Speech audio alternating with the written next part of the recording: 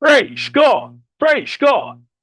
God is good all the time and all the time. God is good. Praise God. Praise God. Isang mapagpalang araw sa bawat isa. Sa pagkakataong ito, tayo po ay ludulog, lalapit sa ating Diyos na buhat ng may pananampalataya na kung saan may dalawa o tatlo na nagkatipon sa kanyang ngalan. Naroon siya sa kanilang kalagitnaan. Sa araw na ito, tayo po ay dudulog sa Panginoon sa ngalan ng bayan ng Medellin sa probinsya ng Cebu. Ating hihilingin na maitatag ang altar ng ating manunubos sa bayan ng Medellin. May mudag sa atong mga kaigsuunan diha sa Visayas ug sa Mindanao. Bisan pa katong atong mga kaigsuunan nga anaa sa Luzon ug sa laing nasod. Dalaygon ang Ginoo sa walay katapusan. Ang atin pong pagsambay mula sa Aklat ng Mga Awit, 85 kabanata, ang talata po ay 13. Ang katarungay mauna sa kanyang daraanan, kanyang mga yapak magiging bakas na kanilang susundan. Ang katarungay mauna sa kanyang daraanan,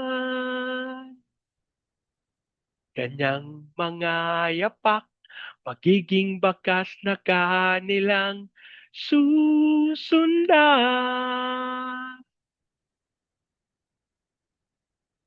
Ang katarungay mauuna sa kanyang daraanan,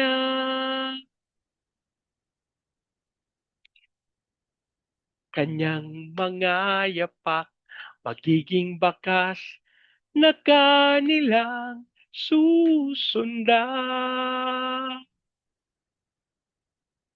Maraming Diyos na makapangyarihan sa lahat, kami po'y nagpapasalamat sa pagkakataon na minsan pang makadulog at makalapit sa iyong banal na harapan. Ama, kami po'y nagpapakumbaba, humihingi ng tawad sa lahat naming pagkakasala at aming idinudulog sa iyo sa pagkakataong ito ang bayan ng Medellin sa probinsya ng Cebu. Ang aming panalangin ng lahat ng altar at lahat ng kasunduan na ginawa sa bayan ng Medellin nang hindi ayon sa pangalan ng aming manunubos ay mapawalang bisa sa pangalan ni Jesus at sa pangunguna ng iyong Santong Espiritu. Ang aming panalangin maitatag ang altar ng aming manunubos sa bayan ng Medellin. Maraming salamat po ang aming pag-asa at tinugon nyo at tinanggap namin ang aming panalangin sa pangalan ng aming Panginoong Yesus. Amen. Amen. Amen. Amen. Amen. Amen. Amen. Praise God. Praise God. Ang atin pong pagbubulay ay mula sa Aklat ng Genesis, 44 na kabanata. Ang talata po ay 10 hanggang 13. Mabuti, tugon ng katiwala. Kung kanino makita ang kopa, siya ang gagawing alipin. Makalalaya na ang iba. Ibinaba nila ang kanilang mga sako at pinagbubuksan. Sa isa itong hinalughog ng katiwala mula sa pinakamatanda hanggang sa pinakabata. At natagpuan ng kopa sa sako ni Benjamin. Pinunit nila ang kanilang damit sa tindi ng kalungkutan. Ikinargang muli sa asno ang kanilang mga sako at bumalik sa lungsod. Ang Diyos po ang magpala ng kanyang buhay at makapangyarihang salita. Sa bahagi pong ito ng banal na kasulatan ay ating matatagpuan kung paanong nagkaroon ng kaganapan yung palabas na ginawa ng Nunong Jose sapagkat natagpuan ang pilak na kopa sa sako ni Benjamin. Alam niyo po, kapag ating tinignan, di ba, ayaw ngang ipasama ni Jacob si Benjamin. Kasi ang sabi niya, bihira, nawala na nga sa akin si Jose. kukunin niyo pa sa akin si Benjamin. Alam niyo po, isang katotohanan, ang pagkawala ng anak ay isang napakalungkot na bagay para sa isang magulang. Ito lang po nakaraan, meron po ako nakitang isang post sa FB na yung anak 60 something na, ano po, at namatay. Yung nanay niya, 80 mahigit na, buhay. Napakalungkot sapagkat yung nanay ang naglibing sa anak na kung ating titignan, hindi ito yung kwento na dapat nating malaman. Kung hindi dapat, yung anak ang maglilibing sa kanyang magulang. Pero sa bahaging ito, nakita natin na may posibilidad na ang kalungkutan ay dumaloy sa mga ganitong karanasan. Kaya okay lang na nalungkot si Jose nung isa pinapasama si Benjamin sapagkat siyempre ayaw niyang mawala yung kanyang anak sapagkat iniisip niya si Jose, yung naunang anak niya, wala na rin. Ano po? Pero, alam niyo po, ang itinuturo sa atin nito ay ang pagkakatiwala. Ipagkatiwala sa Panginoon ang lahat ng bagay. Huwag po tayong pumayag na dahil sa ating kaisipan, may nawala, may hindi tayo nagawa, tayo ay maglulungkot-lungkutan na at dito na natatapos. Yung ating paglilingkod sa Panginoon, alam nyo, isang nakalulungkot. Maraming naglilingkod sa Panginoon, pero ang kanilang kaisipan, nakabase dun sa mga bagay na kanilang nakikita.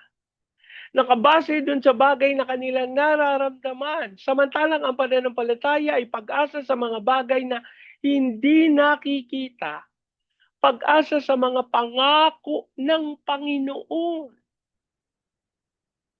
Mga kapatid, ito po'y itinuturo sa atin ng banal na kasulatan. Huwag tayong manangan sa mga bagay ng sanlibutan. Pagkus ang ating pagtingin, ang ating pag-asa ay marapat na nakatuon sa ating Diyos na buhay.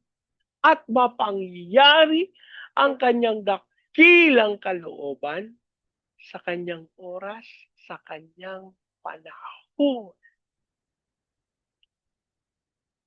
Samantalang ito pong kwentong ito, maaring nabatid nyo na, nalaman nyo na ang kwentong ito. Pero, alam nyo yung kaunawaan na ibinibigay ng Panginoon sa atin, may mga tao na gagawa ng mga plano at hindi magagandang mga gawain na maaring maghatid sa atin sa kalungkutan. Ito po yung nangyari sa magkakapatid. Ang sabi ng banal na kasulatan, pinunit nila ang kanilang damit sa tindi ng kalungkutan. Sino ba ang hindi malulungkot? Na yung kapatid mo, na pinakaiingatan mo, kumuha ng kopang pilak. Oo, do. Alam naman nila na hindi ito ginawa ng kanilang kapatid. Pero dahil natagpuan sa kanyang sisidlan, labi silang nalungkot. Labi silang nag-alala. Mga kapatid, ang paalala ng banal na kasulatan sa atin, huwag tayong manangan sa mga bagay na ating nararanasan lang. Sapagkat meron pang mas higit na ibig sabihin, meron pang mas higit na kahulugan. Ang mga pangyayari sa ating buhay, higit sa kung ano yung ating namamasdan. May ginagawa ang Diyos. At dapat na maging maliwanag sa atin na ang ginagawa ng Diyos ay mas mainam kaysa sa ginagawa ng iba o ng sarili natin o ng kapaligiran.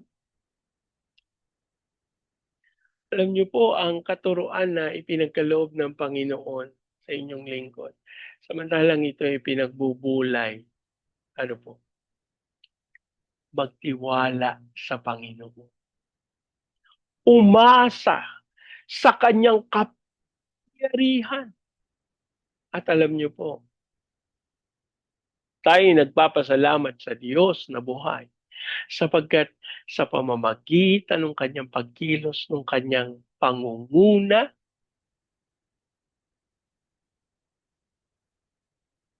mapapawi ang lahat ng kasinungalingan ng kaaway.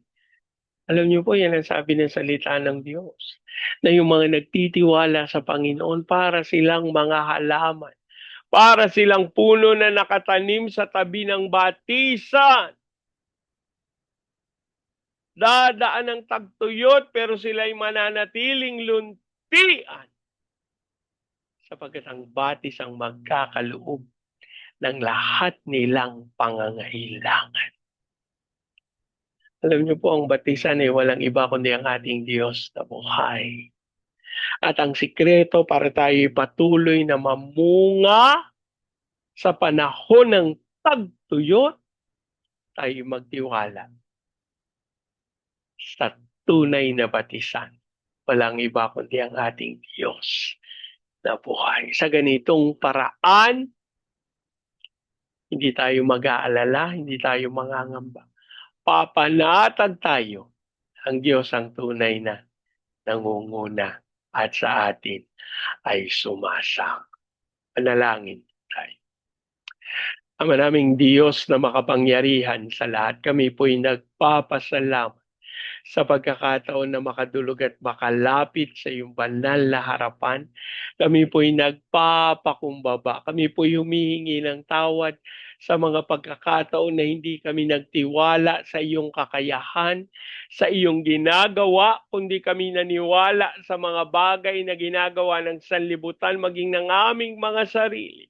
At dahil dito kami po'y nalungkot, kami po'y nag-alala, kami po'y natakot at nangamba. Patawarin mo po kami, Panginoon. At sa pagkakataong ito, nais naming katulad ng sinasabi ng iyong salita, maging tila puno sa tabi ng batisan.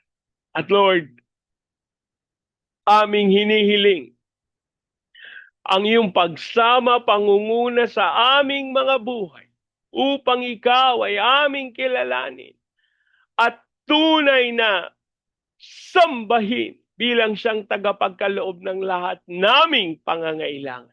Ipahintulot mo na sa aming pagbubulay ng iyong salita, mangusap ka upang aming tunay na maunawa ang iyong dakilang nais.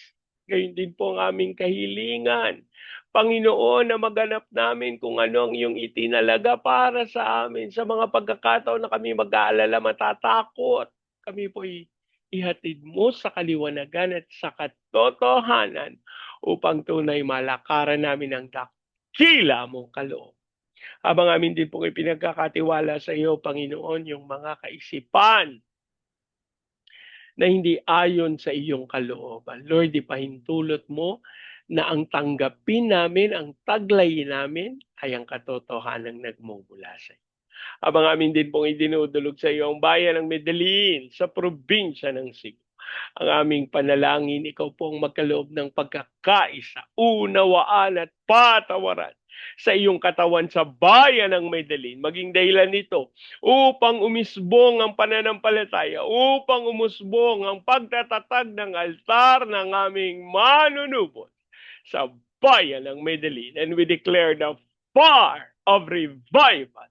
Hayaan mong maranasan ito ng bayan ng Medellin at lumaloy sa Baguio City, Cagayan de Oro, Legazpi, Lipa, Manila, Pampanga, Pateros. Kilusan mo po ng may kapangyarihan at ang aming panalangin, Panginoon, maganap ng bayang Pilipinas ang pagtanggap ng kaunlaran na nagmumula sa iyo.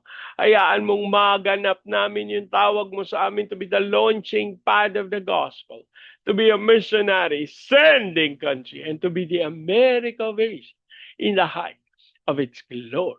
Dasal namin ang iyong pagkilos ng may kapangyarihan upang dumaloy ang iyong kaluwalhatian sa aming mga buhay. Amay, pahintulot mo na walang takot, pangamba at pag-aalala ang maranasan ng mga misyonero, ng mga OFWs na kumilos at tumanggap sa iyong pagkatawag.